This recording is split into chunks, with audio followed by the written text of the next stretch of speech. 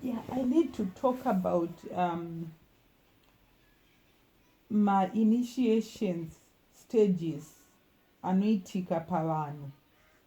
Pane zvimwe zvinhu zvinoitika muupenyu hwevanhu inenge itori initiation in satanism or witchcraft, but zvinhu izvi hazvisi obvious zvachose.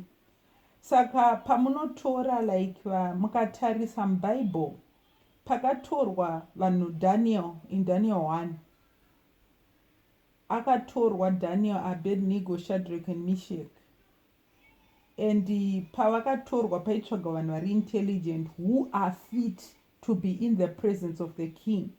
But even vatsvagwa vari vanhu vari knowledgeable, vanhu vari intelligent, havana kungotangwa nekushandiswa, havana kutanga nekuendeswa in the presence of the king.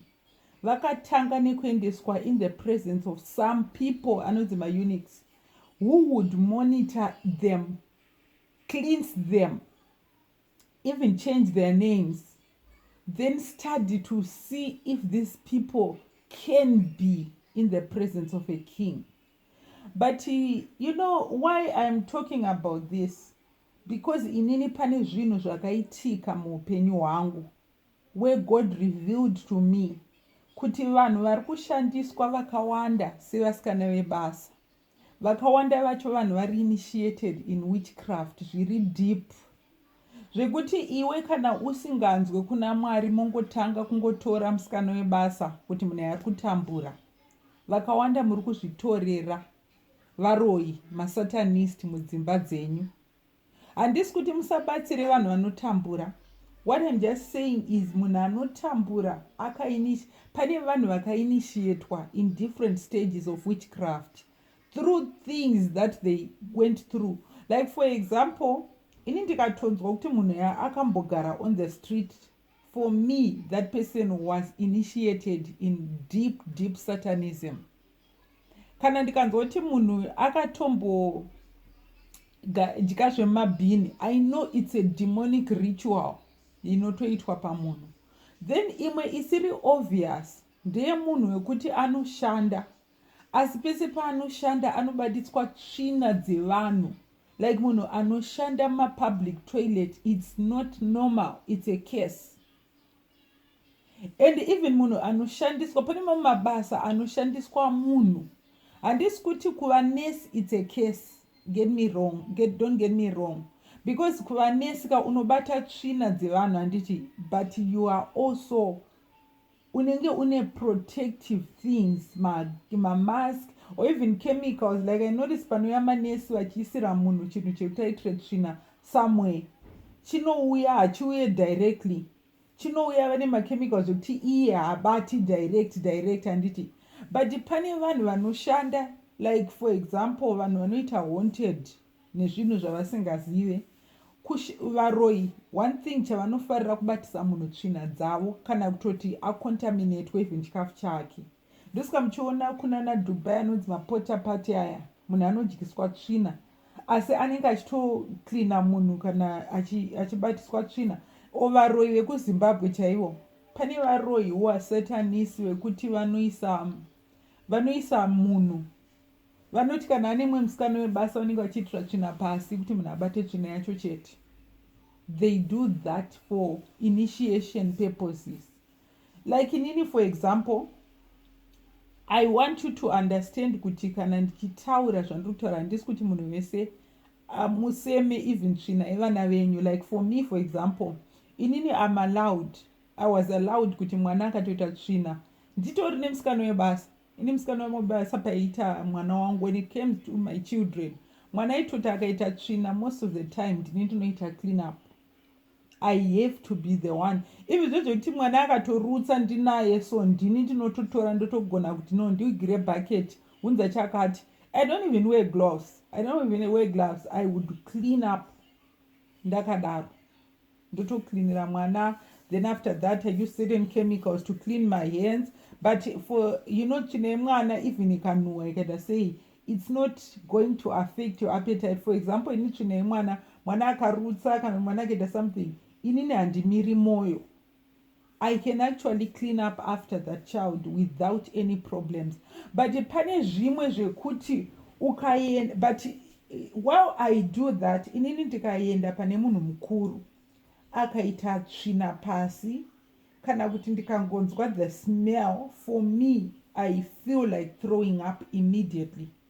So inini ndotoziva paunoona uchita process zvekuti unonzwa kunge wakuda kuita throw up, it's also a spiritual reaction for me, and I don't touch, because ndikada kuenda ipapo, for me I dissociate, ndosara ndabata. Pane zvimwe zvekuti ukafoswa kuzviita iwewe, something of you cannot stand it, an aspect of you, a part of you, and it leaves so that you can just do it.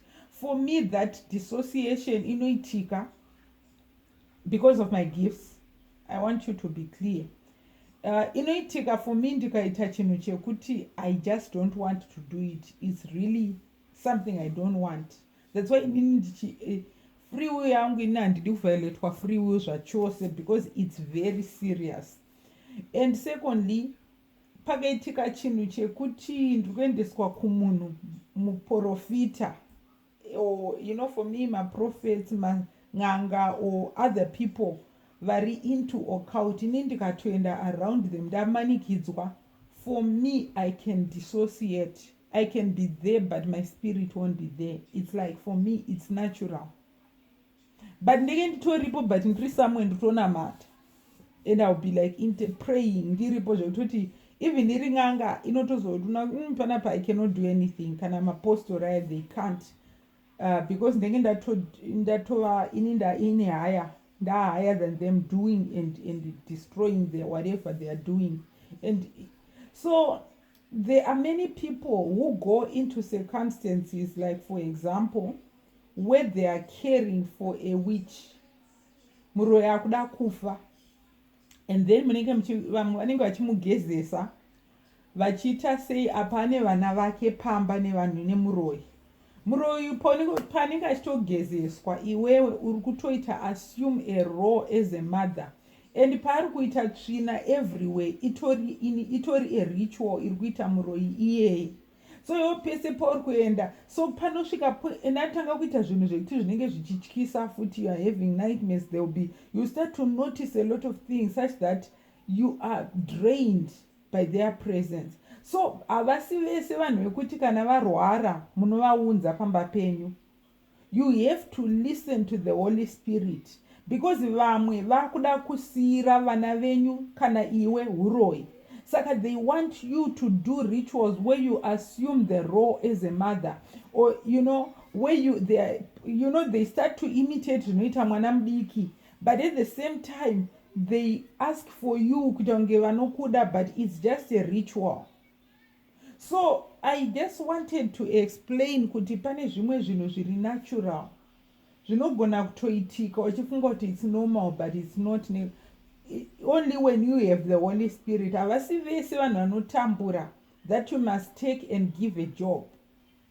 You can only take someone matungamirwa nemweya mutsvene only.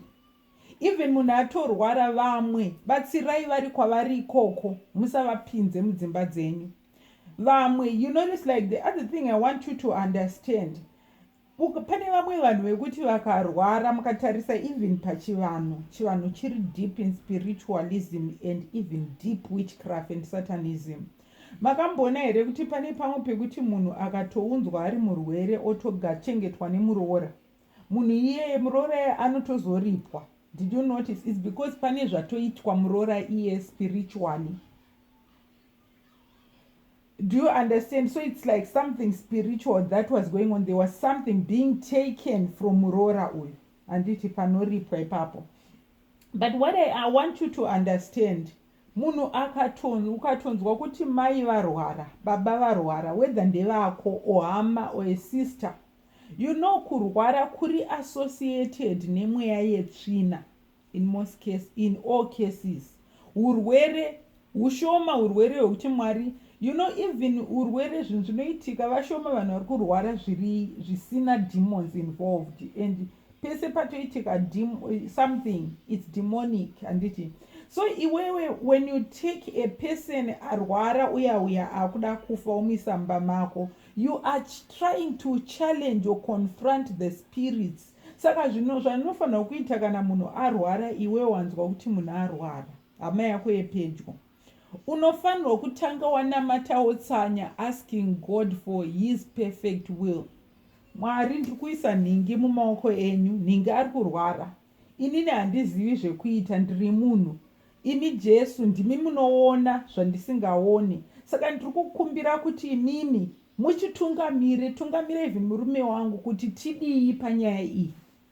So mukatarisa, pane vanhu vekuti anogona kutonzi torai munhu mugare naye, asi chitsvagai a nursing aid or a nurse anoita care for this family, handiti. And now nurse anouya achita zvinhu zvake professionally, handiti. For them, most of them, it's a calling, vanoita basa iroro. Saka when something is a calling, and it's also you're having appropriate things that you use and trainings and everything, usina ma spiritual issues, you can actually have that person come. Haufanirwi kusvika pakuti iwewe unozvipinza musituation nekuti uri muroora wobata mutorwa uchimugezesa. Unless the Holy Spirit told you to. Sometimes the Holy Spirit may make you do that. But pamwe pacho haasi Holy Spirit, pakawanda pacho vanhu vari kuda kuita initiation, vakakutadza, saka now they're trying to do a transfer. Mukaona pane imwe movie iri yeHollywood, it's a Netflix, iri paNetflix, inonzi The Influence. This, while they show documentaries, dzekuti and tell you medical information iri wrong, and they cover up a lot of scandals and genocides in medicine, there are times when they can actually show the truth in movies and series, and they make them appear like fiction when they are trying to show something that is true. Zvinozongoita appeal to people who belong to secret societies, or people who know through the Spirit of God kuti zvinhu zviri kushowa apa, it's actually the truth. But vakawanda vanhu vanenge vachiudzwa mamedical campaign and vachipromotwa zvinhu zvitori a lie and the opposite of the truth. But mukaona movie inonzi The Influence, this was a person, mai vanga vakufa, mai ava vakatadza kufa for a long time, vachigara nemwana wavo musikana avanga vakatadzisa kuroora. But pane mumwe mwana wavo musikana anga akavatiza, and who had become a nurse and was living in the United States. Saka mwana wavo uyu pavanga anga kuragara mune imwe nyika. Saka this was like the setting, I think, was in Spain, and Spain is deep in witchcraft, just like Italy. Italy is deep, just like the United States of America, it's deep.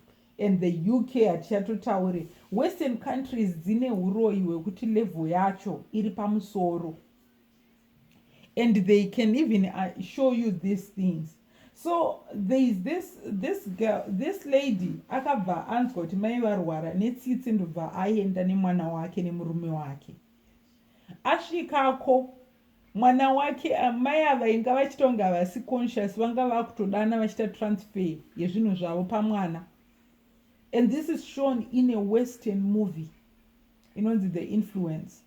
And there are many movies like that, show those things. So iye akatozoona kuti no, munhu uyu hatina kuira kunobatsira munhu acha target yake mwana wedu. So for me, I feel, for me, inini ndikatonzwa kuti munhu arwara stereki, and then wemuone. I remember pakashaika my mother-in-law. Mukoma wavo, who is a Satanist, akatuma mwana wake musikana andaitaura naye.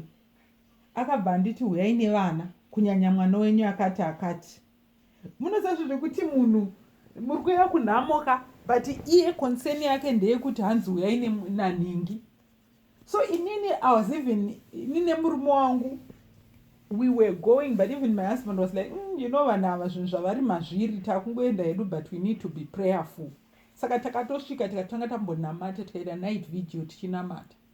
And also even the way we went, murume wangu akatotaura kuti inini handisi kusvika earlier than you handozoti uri kure, but I'll wait, and whatever airport yauchauya ukauya nendege yakati tosangana newe kunokonecta flight yo, and then we go together, ndokumirira. So it's like there was a protection that was going to come because of my presence. There were things that I was going to challenge because of my strong faith, and also because inini ndiri mutorwa.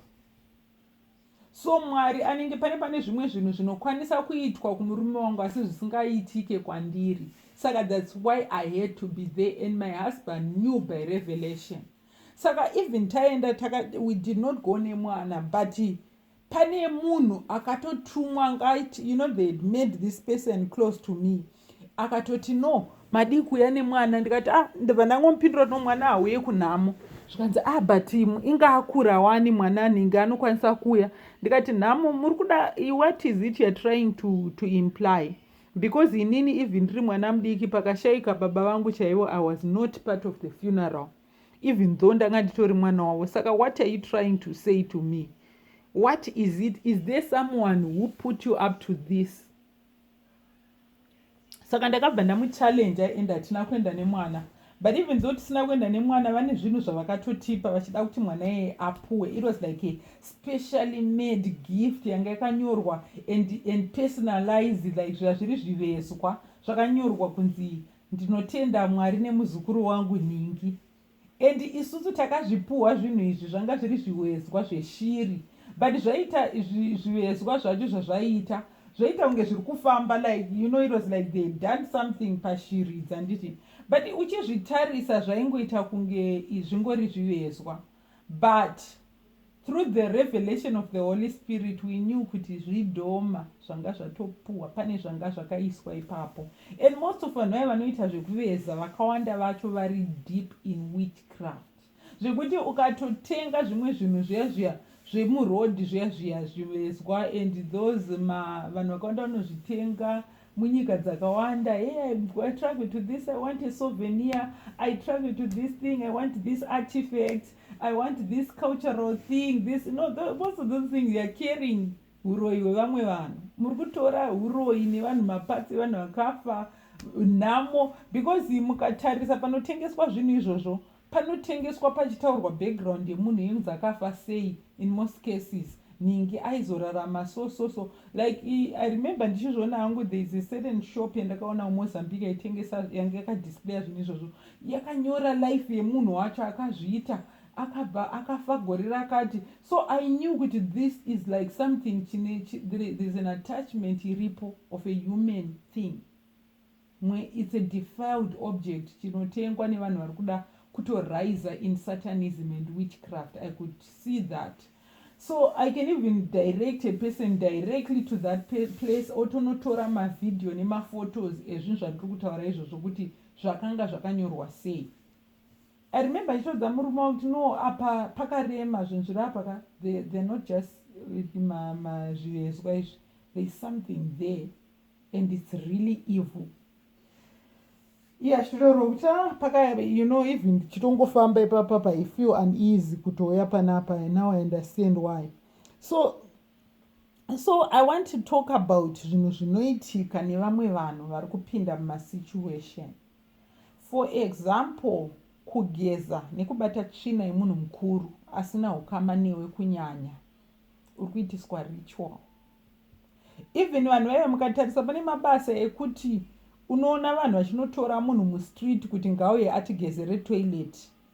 They are taking someone already cursed to touch things that are cursed.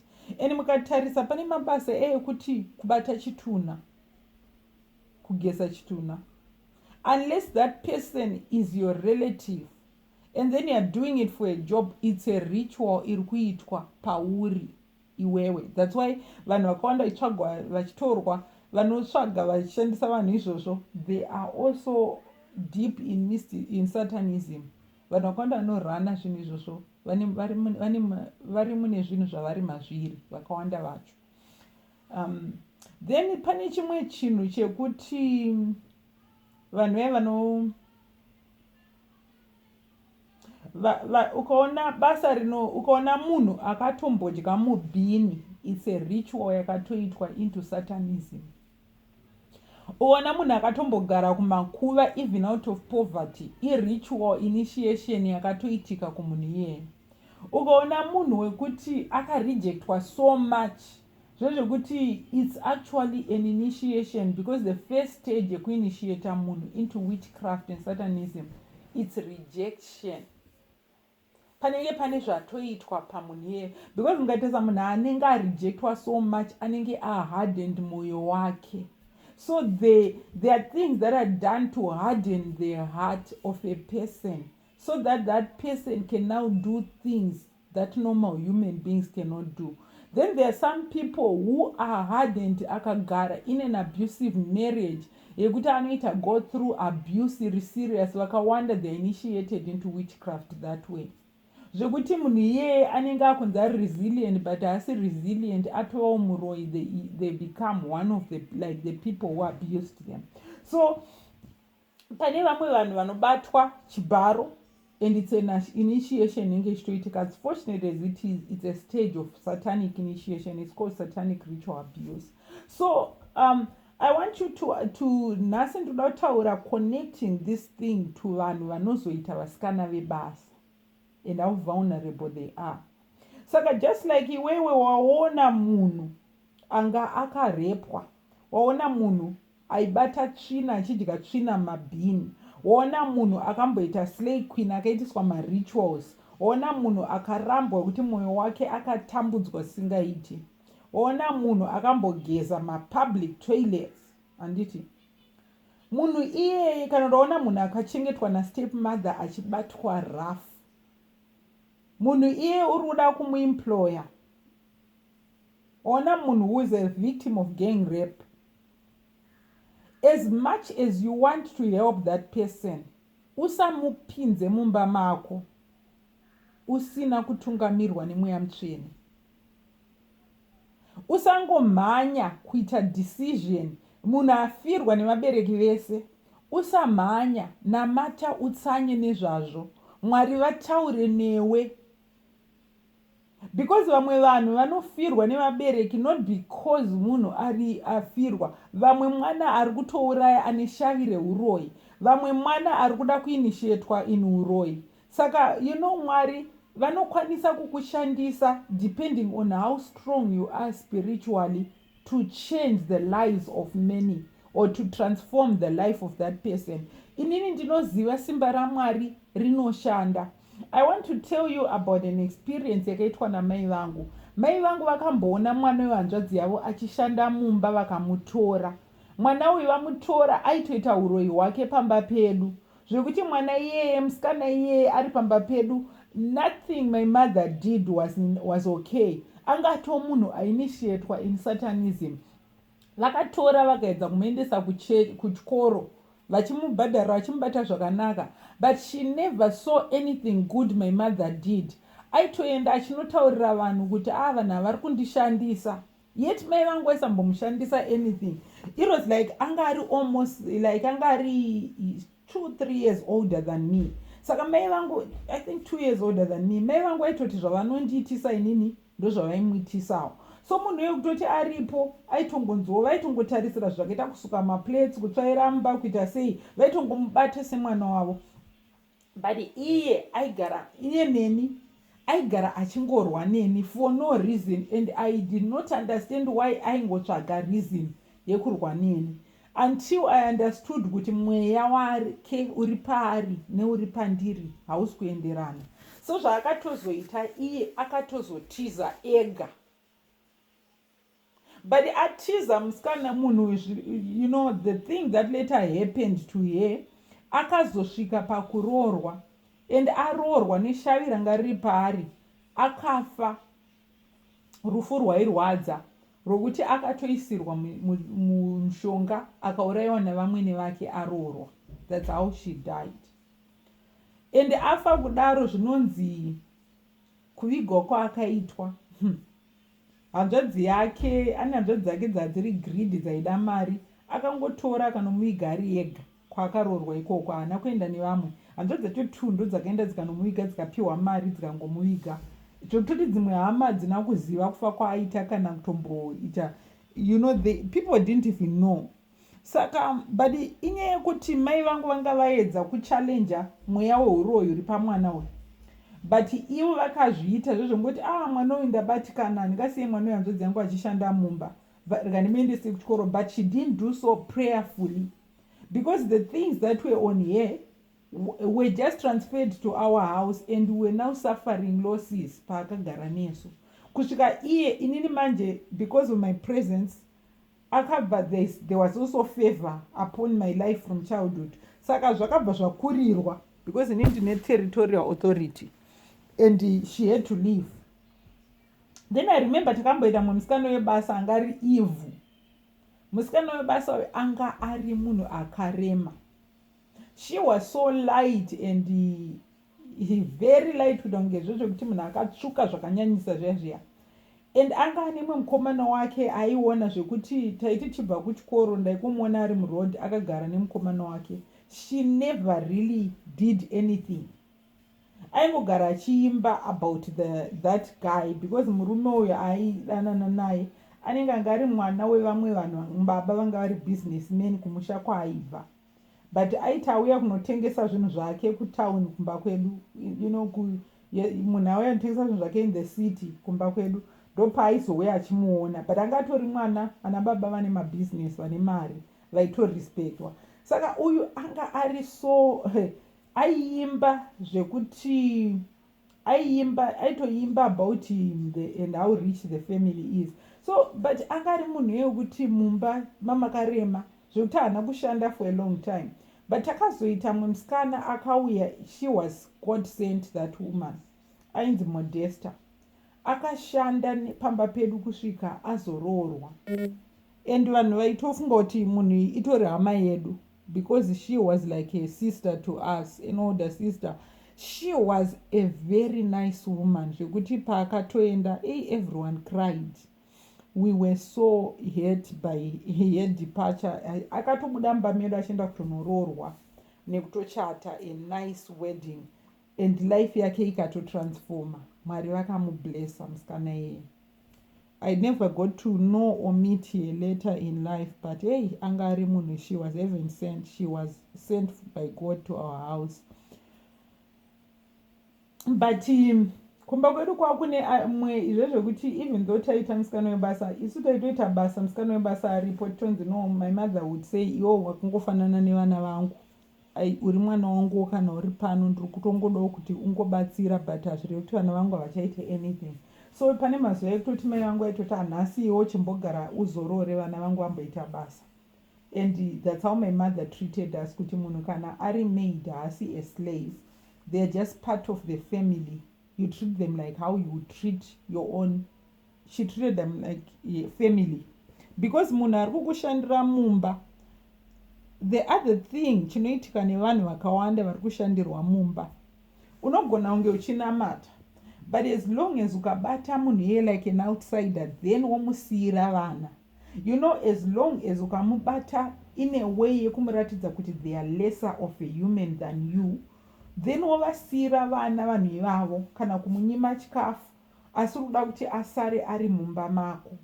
You are actually unknowingly initiating and provoking mweya yeuroyi from these people, and anogona kutokuroya nekuti iwe uri kuita zvinhu zvekuti you are making them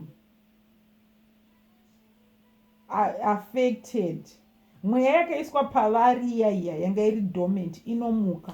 Saka kana wapinza munhu mumba kuti abate mwana wako, ave close to your food, you have to love them with the love of Christ. You have to treat them with that love yekuti, zvinotaurwa neBible kunzi perfect love cast out fear, kunzi love is the greatest gift. Zvinoreva kuti kana ukaita rudo pamunhu, nyango ane uroyi haushande kana munhu ari wamuitira rudo, but iwewe ukangoita munhu ukamuitira, but even wamuitira rudo, tungamirwa nemweya mutsvene. I remember I once had a maid akauya kuSouth Africa when I was in South Africa for some time. maid uyu akanga ari munhu anga ajamba border. Saka paakatanga basa maid uyu, inini I sensed spirit of witchcraft mumba. For me, it was the first time I had experienced Satanism iri deep mumba. Saka paakangosvika mba makarema, paakasvika munhu iyeye, ena anga asina pekugara, saka aitogara pamba pedu. I remember achigara pamba pedu apa. There was you know, it was like a big house and then they were like, there was another couple there, pamba pa, you know, vaida maid, saka taishare maid. But the other person ataishare maid naye, she was a witch, initiated witch. Wokutoti murume wanga anaye akamuwana through witchcraft. Saka inini, I already had a witch in the vicinity and for me, this witch, of course, inini anga sina simba over me, even though she tried. Saka zvakazoitika ndezvekuti musikana achitishandira, inini because of territorial authority, angatori munhu aikwanisa kutoroya, but anokwanisa kugara for over a month. Akangoshanda 1 or 2 months ndobva asiya, but she started confessing a lot of things that had happened to her. Zvanga akaitwa, akatakurwa namalaicha vachibva kuZimbabwe. Vachibva kuZimbabwe kwekweya vakabatwa, rape chaiyo. I think these anamalaicha were also involved, or they had arranged with these other people. Varepwa kudaro, then they proceeded with the trip. Anditi vazoproceeda, vakatorwa vakaendeswa kuimwe imba kuJoburg yekuti vaitoshandiswa. They were sold to a sex slaves. Vari ma-sex slaves kudaro, pane mumwe mukadzi anga arorwa nemuNigerian. Mukadzi uyu anga atori like a Zimbabwean, anga aitwa, she was also in the same situation. But ari musituation iyoyo, akabva atanga kudanana this Nigerian man zvekutosvika pakuita mukadzi wake. Saka iye mukadzi wemuZimbabwe ndiye akazobatsira vamwe ava to escape, and they escaped. But vaitoti vachigara pavaigara paipai paitova nemunhu ane pfuta aivachengetedza vachigara muflat imomo, and paitoya munhu achiti vanhu vachitenga zvezvekutoti they were being sold. Zvekuti pane vanhu vaitouya kutoita like kunzi varida kutenga uyu mari yakati, uyu mari yakati, because malaicha hanzi akati hanzi vanhu isi vandatakura, hama dzenyu hadzina kundibhadhara mari yandanga ndichida, saka I'm not going to let you go kusvika vabhadhara. Saka mari yaidiwa ipapo yanga itori mari yakawanda yekuti vatengwe, because malaicha vaiti hanzi ndoda. I remember at that time, mari yaida was like almost 10 times the price of a bus ticket to travel to South Africa. Kuti yaitoita almost 10 times the price, if I'm not mistaken. Saka vanhu ava vashandisirwa malaicha uya ndiye akabva vatengesa kune mumwe munhu avatengesera kuvanhu. Saka mukadzi uyu akazoescape abatsirwa this woman, but akaescape hake, but she was so, anga ararwa naye zvekuti she was not okay, anga atoinitiatwa into Satanism. Saka even paaitogara airwara nezvimwe zvinhu zviri strange zvekusvika pakuti she was also sodomized, zvekusvika pakuti iye akatozotaura akati ainini basa handitokwanise kuiriita, akatozosiya ega, because she was like mentally ill, and she was munhu anga atori possessed by a spirit, the Satanism. Saka I think kutadza kuprogressa kweinitiation yake nekuita maassignment, because his spirit was rejecting it, zvakazomuita kuti atadze kutoshanda, and especially around babies, and she had to leave, and it was God's divine intervention yakatoitika ipapo. God fought for us. Then after that takazoita mwe musikana anga ari you know, we had a lot of other people. We once had also another woman who was living in with a Nigerian man, and she was like a drug mukadzi ye. Aitoti pama weekends aitoenda aitotengesa madrugs, aitotaura kuti pamaweekends inini ndinoenda kana kucape town ndine mabox emaoats but akaiswa some things that are not oats. And then the Lord revealed kuti munhu anga ari into drug trafficking handiti.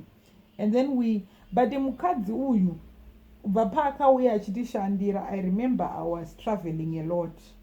Saka paakauya mukadzi uyu aiti achibika, the first day I saw here, pane chimwe chinhu chisinganzwisiswe nevanhu kuti munhu haungotange kubika. Ina handidye chikafu chabikwa nemunhu. I rarely eat what another person cooks, unless maybe I go to a restaurant, and still after, and I'm very selective on the restaurant because vakawanda very deep in Satanism, and vane mhiko dzavo dzekuti vanofanira kupa vanhu defiled foods and is what for their rituals. Saka ndiri munhu wekuti ndogona kuti vanhu vaenda kurestaurant inini I may not eat as or topuwa zvimwe zvinhu, and the Lord tells me not to eat certain things and eat the other, so I have to be led by the Holy Spirit on everything, because muroyi anokwanisa kutokuwikena through food. Saka inini paibika mukadzi uyu pane zvinhu zvaaita zviri fani. Mukadzi waigara nemuNigerian aita achibika aikwenya munhu yake zvezvekuti achibika anenge achingokwenya munhu achibika zvezvekuti it was really weird. And aita achibika, she would just put maize flour, paibika aisa hupfu pasi, and it was like I started to look at sei munhu achitipese paanobika anorasa hupfu zvezvekuti it was deliberate the way airasa and the way aikwenya aita it was weird. Saka inini I remember at the time mwana wangu inini vana vangu vakatanga kuramba chikafu chaibika, they would not eat, and murume wangu anga kutoti inini musikana inini handidi kudya zvaanobika. They had not seen her achiita zvaanoita, but they were not able to eat what she cooks. Saka murume wangu anga kutotaura kuti you know what, pane zvinhu zviri iweka I think chimbomira kutravela kwauri kuita pane zvinhu zvisiri right. Saka ndakabva ndamira, I had to resign where I was working, and then I started to observe paibika, because murume wanga ndatombomonita pari kubika munhu kuti what is exactly is going on. Saka ndaiti achibika ndaitomuona, lucky enough it was an open plan kitchen, so tangoita kunge tikuona TV, and then achibika ndichimuona, and then I saw her doing many strange things. Ndobva ndazomubvunza ndikati wewe, why is it so ndakamuona achibika several times, but inini ndaisadya manje, and vamwe ava because inini ndakaneta, I traveled a lot, so and also I wanted to learn something. Saka ndakaona vanhu vasiri kudya paibika, ndaona zvaaita zvemani, vandatoratidza kuti no munhu is into something, zvaari kuita it's not just deliberate. Ndibva ndatomubvunza ndikati I want you to tell me unogara nani iwewe. Ndobvatanga kutaura inini ndinoita live in nemuNigerian watoda, ndikati okay, saka sei uri kuda basa rekuita maid iwe uchigara nemuNigerian because Nigerian wacho anga atori nemari. Ndobva andiudza ndikati but why are you even working mumba? Akataura zvekuti pamaweekends ndombotravela kuenda kuCape Town ndopuwa mari yakawanda chichi. Saka I realized kuti I knew by revelation kuti munhu was a Satanist on assignment to destroy us. So it was like, saka ndibva ndangomuti inini hauchakwanisi kutishandira because of what you are trying to do. You can't work, iwe wakatoinitiate. Saka I don't know how she managed to link us up, akati ndogona kutsvagira imwe munhu. Saka akatitsvagira mumwe munhu akauya, munhu anga ari like a very young, achinzi akatadza ndine munin'ina wangu andanga achibhadharira chikoro, but I can no longer pay for munin'ina wangu. Saka at the time munenge makaputirwa takabva tatora munin'ina wacho. Munin'ina wacho was very light, right? They never looked like sisters actually. Munin'ina wacho anga ari like a 16-year-old, and ari very light munin'ina wacho. Saka paakauya nenyaya yekuti munenge muchinzwa tsitsi motodzonza munin'ina wacho munhu akasiya chikoro chichi. Saka takatanga kumutengera tikamuti uri kuda here kudzokera kuchikoro, saka we were willing to pay for her to go back to school. Saka tangamuti let's allow her to work since atovapo, but isusu we had committed ourselves kuti toda kumubhadharira school fees yeform 3 neform 4 atangidze kunyora. and we were already, but wanted to assess your character first. Saka akatanga kutoshanda and chitaridza kunge munhu ari okay, titomudza kuti we're praying with her, teaching her the word of God and everything. We're just treating her like I was treating her like a young sister, just helping her. But ndamubatsira ndapedza, afanira kuenda kuchikoro, paifanira kuenda kuchikoro, akabva angotizira akatanga kugara nean older man. Because she too was on assignment, but the assignment failed because we were prayerful and we were not allowing her to cook. I was the one doing the cooking, even though pana maid. So inini pamba pangu kana ndistoripo murume wangu inini anobika, haabikirwe namaid, because we understand how serious food is, kuti munhu anokwanisa kutoroheka through food. It's like, chikafu. That's why you notice vana Daniel pavaitora gara na mumba mamambo vakatotanga kuramba certain foods because they were sacrificed. But even imimi muchitoona munhu achitanga kushanda pamba penyu, musangotange kumupinza mumba even muri prayerful. Ask the leading of the Holy Spirit. So I wanted to just start by this because there is a certain testimony that I saw. Ndogarantidza kuti maid is a very tricky position. Isingangopuwe munhu. So I'm going to play a bit of this conflict. Too young for that. So vakawanda muri kuisa vanhu varoi mudzimba dzenyu, maisa varoi vanhu vakatoinitiate. Vavati kunyange usingadi uya nehembe dzako, but just come here, usatakura zvinhu zvinorema. So mukoma ndakabva ndazodzokera zvekuti ndinge ndichishandisa, ndaingopiwa bucket nesipo zvimwe ndobva ndazozvionera, but at least for a plate yesadza it